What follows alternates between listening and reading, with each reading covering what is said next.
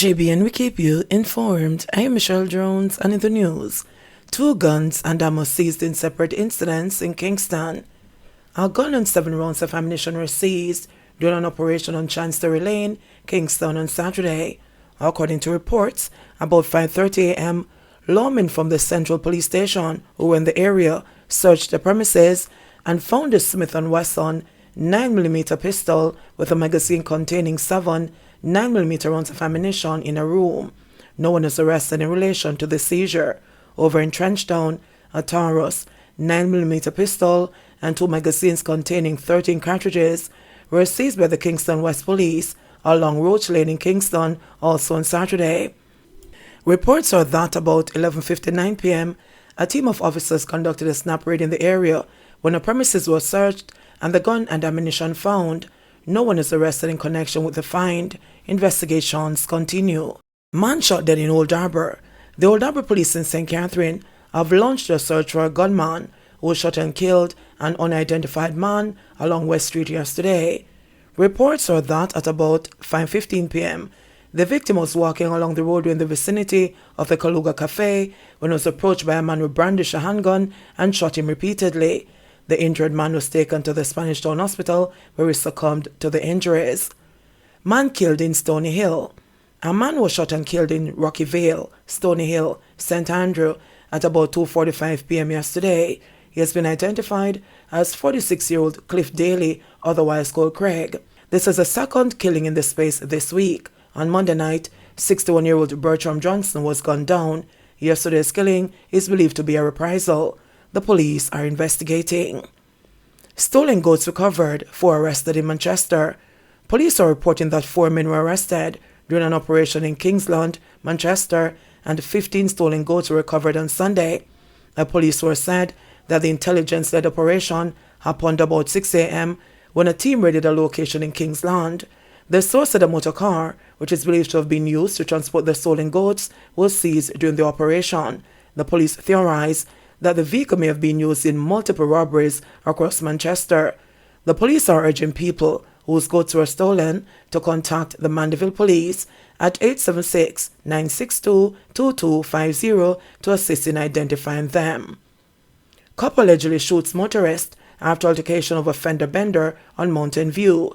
There was a non-fatal police-involved shooting on Mountain View Avenue in St. Andrew after a cop intervened in an altercation between a taxi driver and a motorist on Sunday. The fight between the taxi driver and the other motorist reportedly began about 10:30 a.m. after a minor fender bender at the corner of Mountain View Avenue and Windward Road. The policeman reportedly identified himself, but one of the combatants attacked him. He then allegedly shot his attacker. The corporate communications unit confirmed the incident. Retrial ordered for woman who allegedly damaged housing scheme gate. The Court of Appeal has ordered a retrial for Nordia Duaney, who was convicted in February 2021 for malicious destruction of property to the main gate and barrier at the Coral Spring Village housing scheme in Trelawney. The events leading to damage of the gate stemmed from Duaney's alleged non-payment of maintenance fees. She was placed on probation for 18 months, but the probation was stayed pending the outcome of her appeal. A retrial was ordered on Friday because the court found that although the notes of evidence were available, they did not include a statement in summary form of the now deceased parish judge's findings of fact on which the appellant's verdict of guilt was founded. The court issued advice to parish judges that those who record notes of evidence and summary of findings of fact digitally rather than in notebooks should ensure that they are immediately turned over to the clerk of the courts at the end of the hearing. The court said if an oral judgment is recorded, this should be immediately transcribed and preserved in the court's office.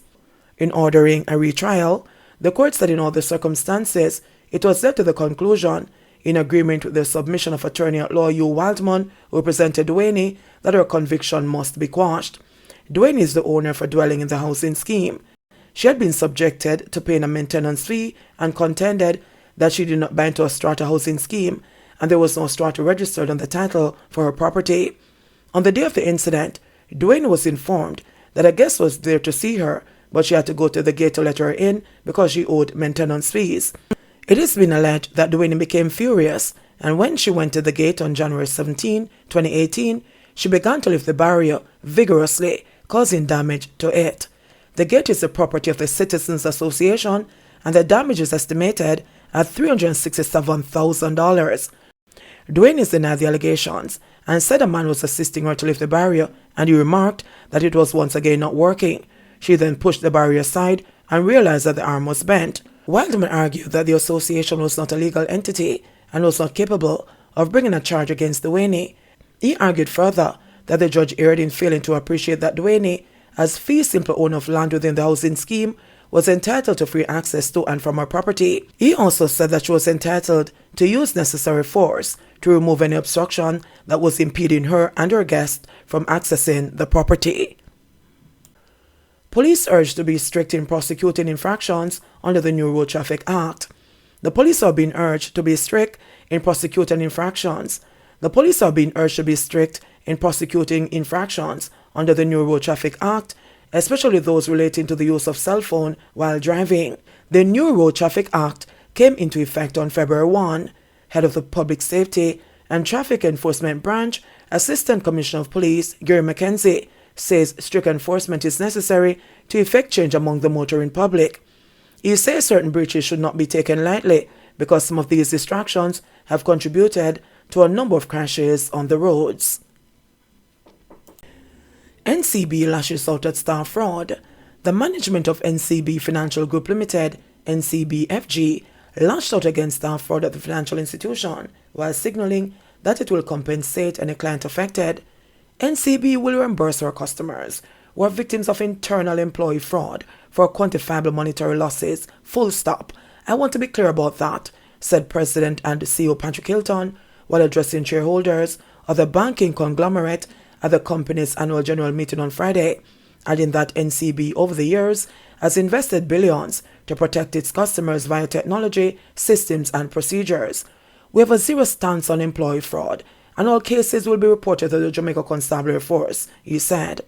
On Thursday, bail in the amount of $5 million was offered to Kadeen Thomas, a former NCB wealth advisor based in St. Anne, who is facing the court on charges of defrauding the company of $43 million.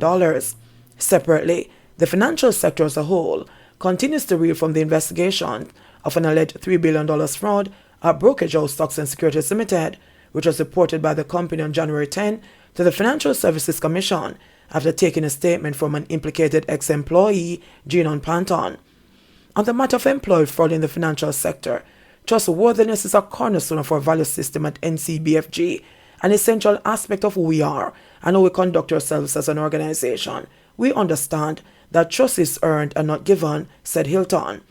The NCBFG president also declared his support for stiffer penalties for office theft, otherwise referred to as white-collar crime. I cannot comment on the ongoing investigation, but I can say that NCBFG fully support the finance minister's stated commitment to transparency and accountability, to prosecuting perpetrators to the full extent of the law and strengthening the penalties for white-collar crime, he said. NCB Financial is Jamaica's largest financial conglomerate with assets of more than $2 trillion and a net worth of $220 billion. It is in the business of commercial banking, investment banking and securities dealing and insurance. 1,800 children fell victim to crime last year. Monica's stream has been consumed by one question since July 15, 2021. The day her late 10-year-old son Jaim Bogo was shot in the head. Why? The former Iris Gully Primary School student was riding his bicycle along Curry Pathway near Collie Smith Drive in the corporate area when several explosions were heard. When the shooting subsided, Jaheem was found suffering from a gunshot wound and was rushed to the Kingston Public Hospital, where he died the following day. Estrine is among the many families whose children are victims of crime and who struggle daily to cope with their absence. It's the grace of God that is helping me to cope. Sometimes I ask God why, she said last week. Sometimes he'll come and kiss me and say, "Mommy, me love you, you know," the 31-year-old mother said. Just over 1,800 Jamaican children were victims of various crimes in 2022, according to data from the Jamaica Constabulary Force, JCF. Of that number, 53 children were murdered, 465 were victims of sexual offenses, 371 were victims of sexual offenses with a person under 16, 224 were raped, 281 were assaulted, and 71 were victims of shooting. Just last week, 9-year-old Nikita Nowells was raped and murdered on her way from school in Kew District, Hanover.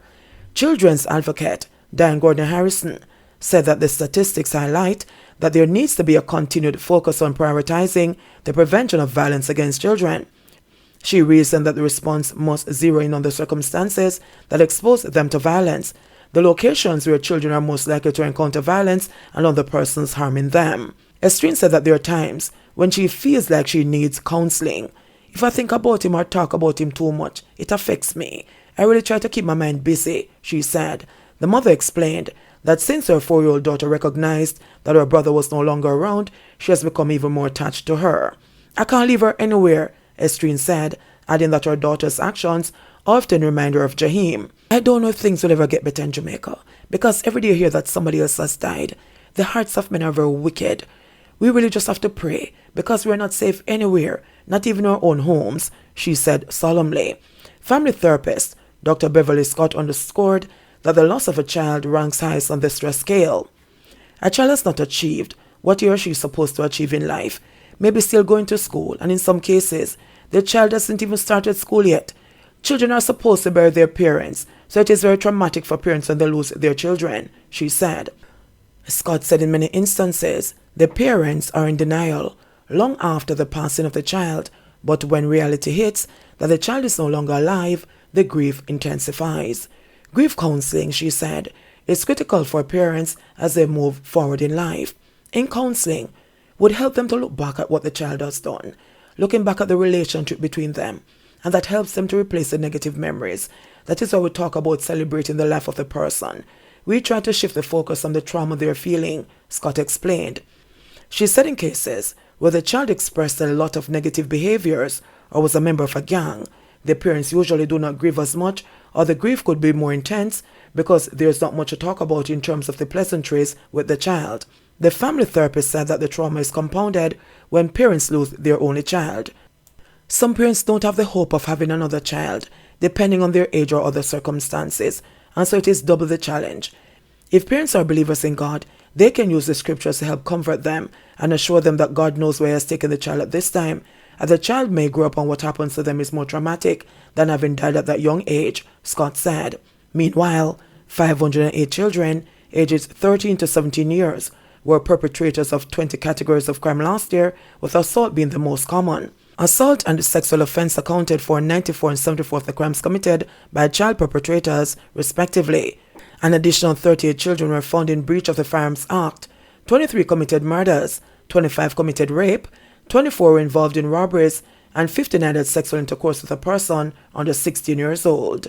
JBN, we keep you informed. Please remember to subscribe, like, share, leave us a comment, and click the notification bell to receive our daily news items.